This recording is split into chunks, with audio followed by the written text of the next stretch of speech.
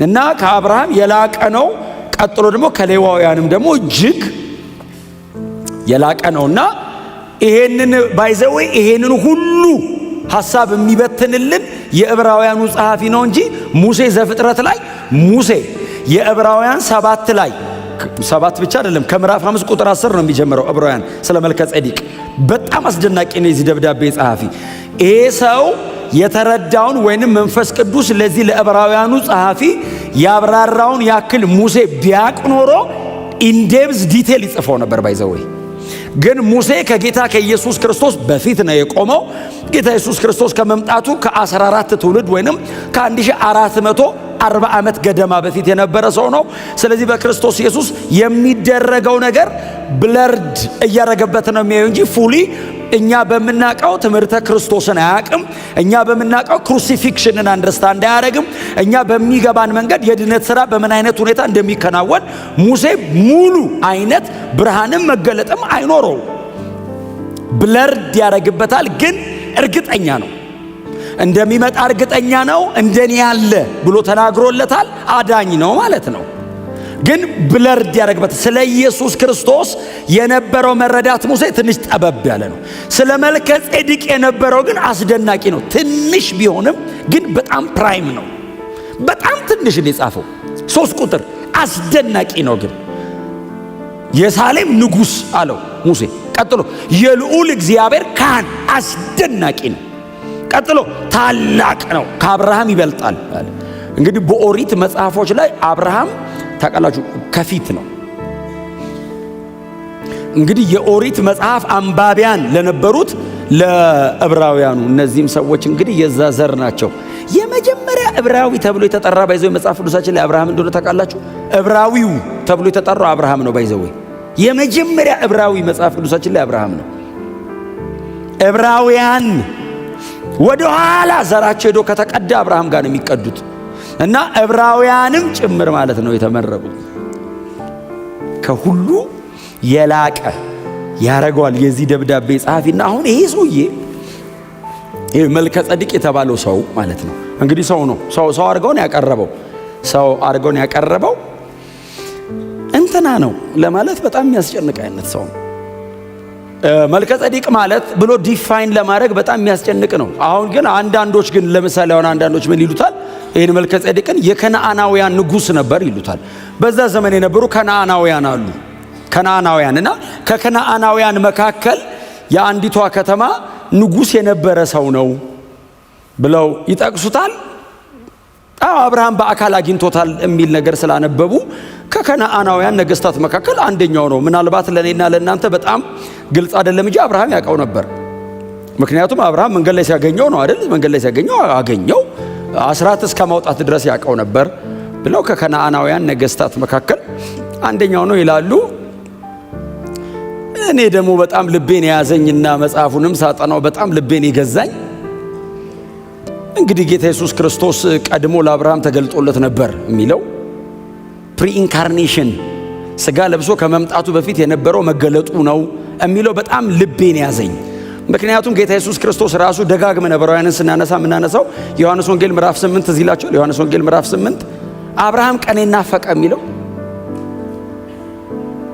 አብርሃም እኮ ቀኔን ናፍቋል። እና አብርሃም የሚያውቀውን ነው የናፈቀው ሂኖስ።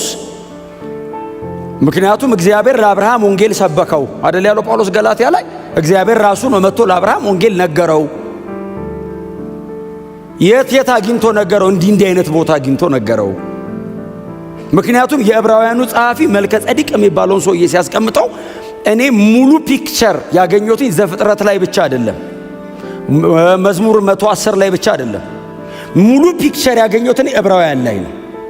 ዕብራውያን ላይ የተጠቀሰው መልከ ጼዴቅ የያዛቸው ኳሊቲዎች ከኢየሱስ ውጪ ማንም ግለሰብ ሊይዛቸው አይችልም። ምክንያቱም እንደዚህ አይነት ኳሊቲ ያለው ግለሰብ ከተገኘ ኢየሱስ መምጣት አያስፈልገው። ለዘመኑ መጀመሪያ የለውም፣ እናትና አባት የለውም። የልዑል እግዚአብሔር ካህን ነው፣ የሰላም ንጉሥ ነው፣ የጽድቅም ንጉሥ ነው። እንደዚህ አይነት ፐርሰን ለብቻው ተነጥሎ አንዴ ከተገኘ ኢየሱስ እኮ ይሄ ነው አይደል? አዲስ ኪዳን ላይ የዚህ ደብዳቤ ጸሐፊ እኮ በዘፍጥረት 14 ላይ ያለውን ብቻ እኮ አይደለም። መዝሙር 114 እስቲ ያውጡት። ምንድነው የሚለው? መዝሙር 114 ምንድነው የሚለው? 114 አሁን ይኸውላችሁ፣ መዝሙር 110 የዳዊት መዝሙር ነው። ዳዊት ነው የዘመረው። ዳዊት በገና ይዞ ቁጭ ብሎ እየዘመረ ነው።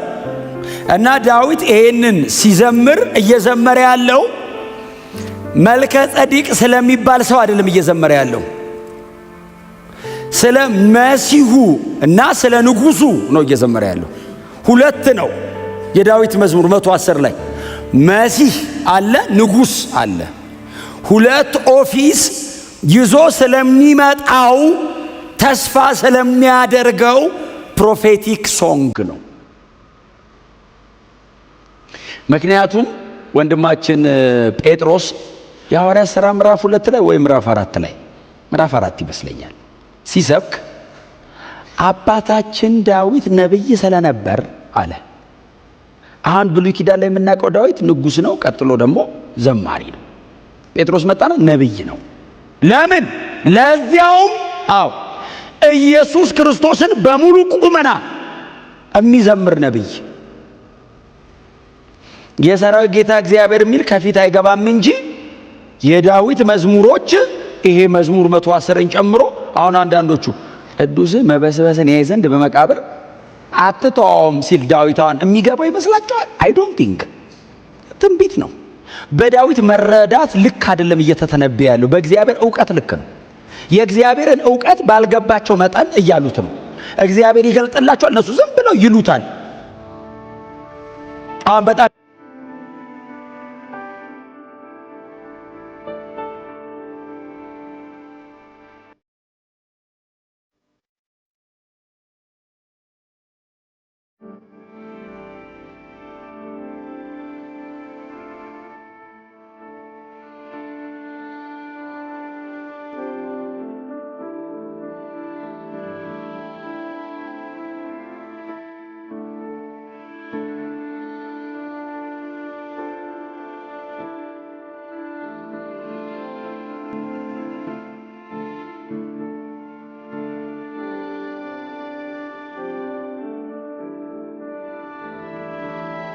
መልከ ጼዴቅ የነበረው ግን አስደናቂ ነው። ትንሽ ቢሆንም ግን በጣም ፕራይም ነው። በጣም ትንሽ ነው የጻፈው 3 ቁጥር አስደናቂ ነው። የሳሌም ንጉስ አለው ሙሴ። ቀጥሎ የልዑል እግዚአብሔር ካህን አስደናቂ ነው። ቀጥሎ ታላቅ ነው፣ ከአብርሃም ይበልጣል። እንግዲህ በኦሪት መጽሐፎች ላይ አብርሃም ታውቃላችሁ ከፊት ነው። እንግዲህ የኦሪት መጽሐፍ አንባቢያን ለነበሩት ለዕብራውያን እነዚህም ሰዎች እንግዲህ የዛ ዘር ናቸው። የመጀመሪያ ዕብራዊ ተብሎ የተጠራ ባይዘው መጽሐፍ ቅዱሳችን ላይ አብርሃም እንደሆነ ታውቃላችሁ። ዕብራዊው ተብሎ የተጠራው አብርሃም ነው። ባይዘው የመጀመሪያ ዕብራዊ መጽሐፍ ቅዱሳችን ላይ አብርሃም ነው። ዕብራውያን ወደ ኋላ ዘራቸው ሄዶ ከተቀዳ አብርሃም ጋር ነው የሚቀዱት እና ዕብራውያንም ጭምር ማለት ነው የተመረጡት። ከሁሉ የላቀ ያረጋዋል የዚህ ደብዳቤ ጸሐፊና አሁን ይሄ ሰውዬ ይሄ መልከ ጸዲቅ የተባለው ሰው ማለት ነው እንግዲህ ሰው ነው። ሰው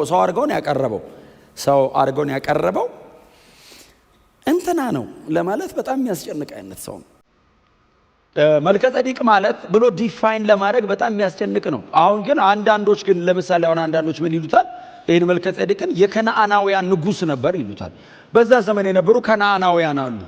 ከነዓናውያንና ከከነዓናውያን መካከል የአንዲቷ ከተማ ንጉስ የነበረ ሰው ነው ብለው ይጠቅሱታል።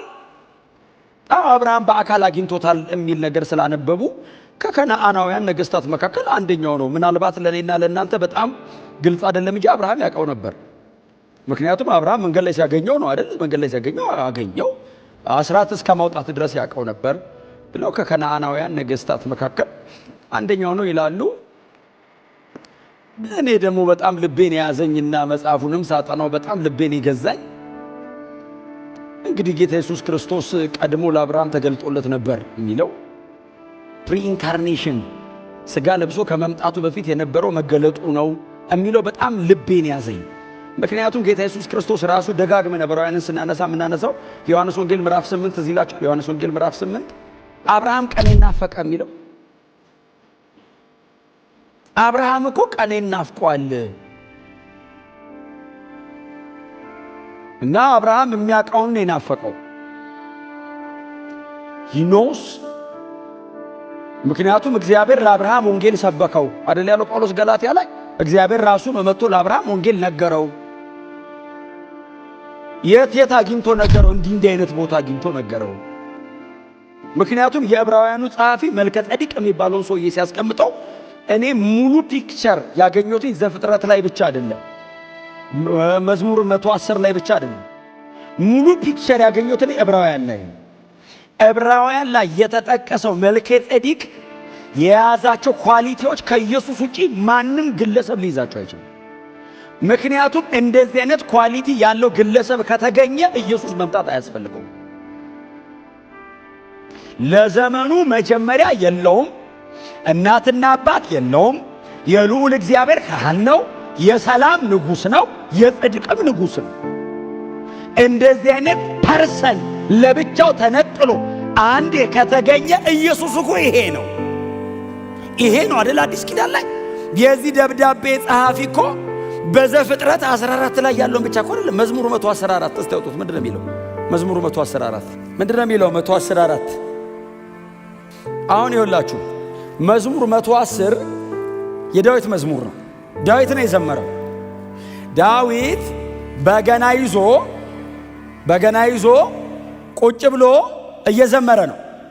እና ዳዊት ይሄንን ሲዘምር እየዘመረ ያለው መልከጼዴቅ ስለሚባል ሰው አይደለም እየዘመረ ያለው፣ ስለ መሲሁ እና ስለ ንጉሱ ነው እየዘመረ ያለው።